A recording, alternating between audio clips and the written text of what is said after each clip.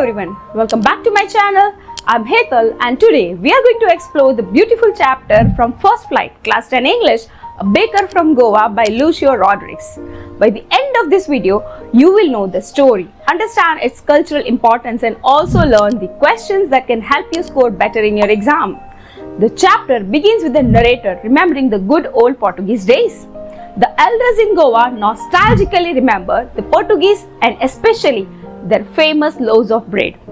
The Portuguese may have left Goa and the people who ate those traditional loaves may have disappeared, but the bakers and the tradition of bread making are still there, and the fire in the furnace has not been extinguished. This tells us something important. Traditions may survive even when the people who introduced them are gone. Even today, in some part of Goa, people can hear the sound of the traditional baker's bamboo announcing his arrival. The traditional Goan baker is called a pedder. The profession was generally passed from one generation to the other generation. The father might die, but his son would continue the family profession. So, baking was not merely a job. It had become a family tradition and part of Goan culture. Now comes the most interesting part. During the narrator's childhood, the baker was not just a bread seller. He was their friend, companion and guide. The baker usually came twice a day. Once in the morning when he started his selling round and once after he had sold all the bread in his basket. And the moment the children heard the familiar jingle and thought of the bamboo, they would rush to meet him. But wait, were they running because they loved bread? No, they were actually interested in the delicious bread bangles and special sweet bread. The regular loaves were bought by the household maid servants, but the children eagerly waited for their favorite bread bangles. Let's imagine the scene. The baker enters the village carrying a huge basket on his head. One hand supports the basket, with the other hand he strikes the special bamboo stick against the ground. Zang, zang. That sound announces his arrival. He greets the lady of the house with a cheerful "Good morning" sound. Then he places his basket on vertical bamboo stand. The children are pushed aside gently. The bread is handed over to the servants, baskins or pastins. But do the children leave? Absolutely not.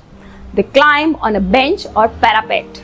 Parapet means a small wall and try to peep into the basket. Why? Because they are desperately waiting for their favorite bread bangles. The narrator still remembers the fragrance of those freshly baked loaves. The bread was meant for the elders, while the bread bangles were especially loved by the children. And here is a funny childhood detail. The children didn't even bother to brush their teeth before eating the bread. And what was their logic? The tiger doesn't brush his teeth, and according to them, hot tea would clean everything anyway. This humorous observation makes the narrator lively and also gives us a glimpse into the innocence of their childhood. Now, importance of bread in Goan culture. Bread was not simply food in Goa.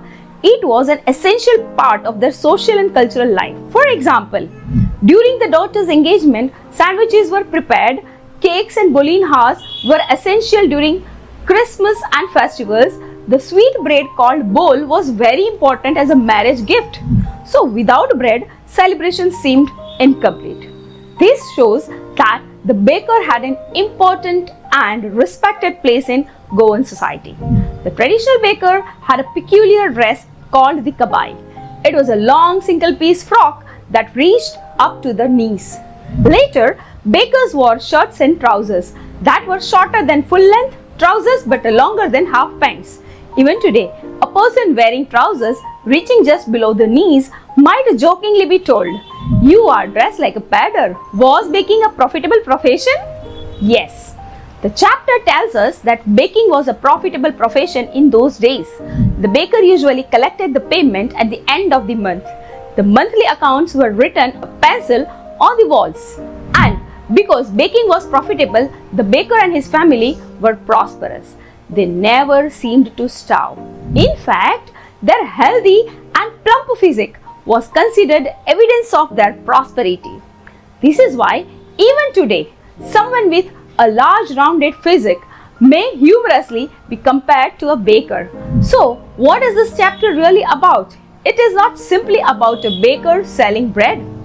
It's all about tradition, culture, childhood memories, Portuguese influence on Goa, the importance of bread in Goan society, a profession passed from one generation to other. The baker becomes a symbol of tradition that has survived through generations. If you like this video, please like, share, subscribe.